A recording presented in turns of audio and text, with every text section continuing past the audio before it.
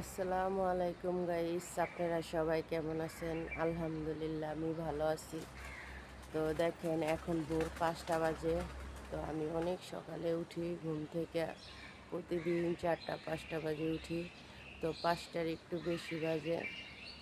তো দেখেন উঠে আমি আমার কাজগুলান করে এই যে ছাদটা ঝাড়ু দিছি, পরিষ্কার করছি।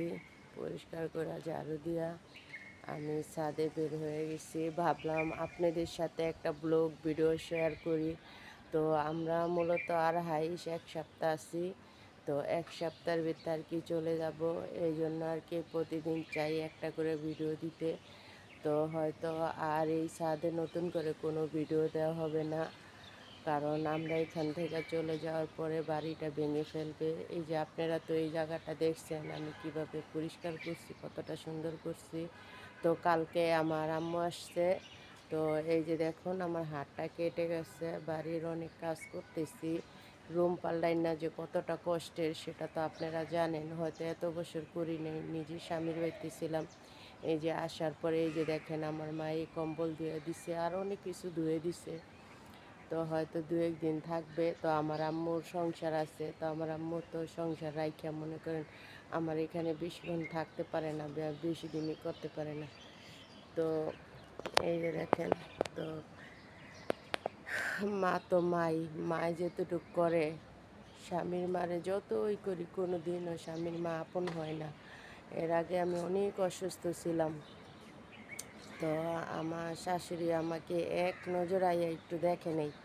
তা আমার খুব কষ্ট লাগছে যে যাক গিয়ে তার অসুখ হইলে আমরা সবসময় মূলত আমি তার আগে আগে থাকি, যেতটুক যা করণীয় করি। কিন্তু এই ফিরকেও অসুস্থ হয়েছি, আসলে আসে না, এখানে কারণ আছে। তো কারণ একটাই, সেটা তো ভাবছি বলবো। তো যাক গিয়ে এটা তার ব্যাপার।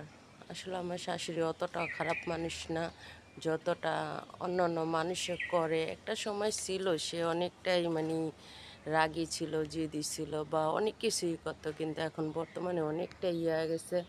তো হয়তো যে কোনো কারণে সে আসে নাই, সেটা হয়তো আপনারা বুঝলে বুঝে নিতে পারেন।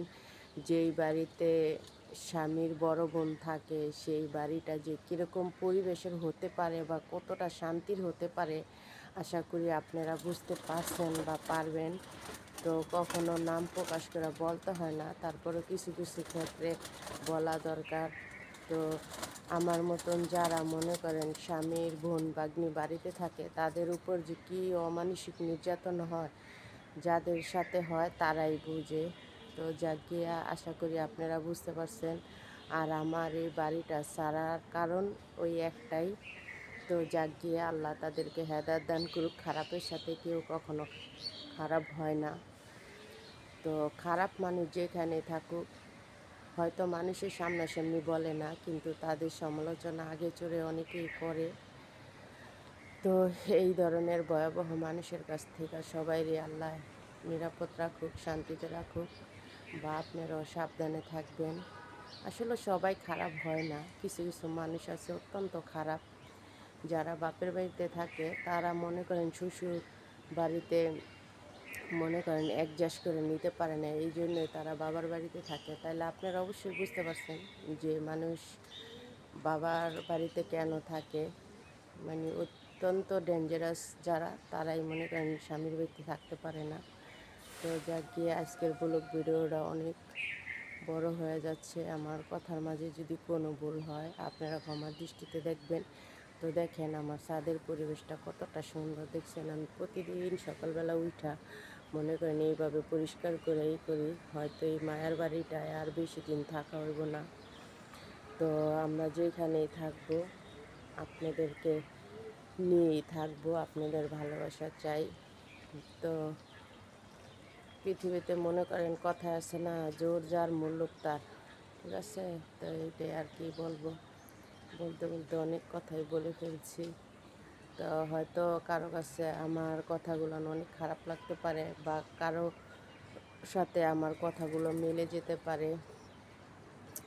তো এই যে দেখেন আমার বাড়িটা, আর কি দেখাবো রে ভাই, মায়ার বাড়িটা। তো আপনারা সবাই ভালো থাকবেন। আসসালামু আলাইকুম। আজকের ব্লগ ভিডিওটা এই পর্যন্তই।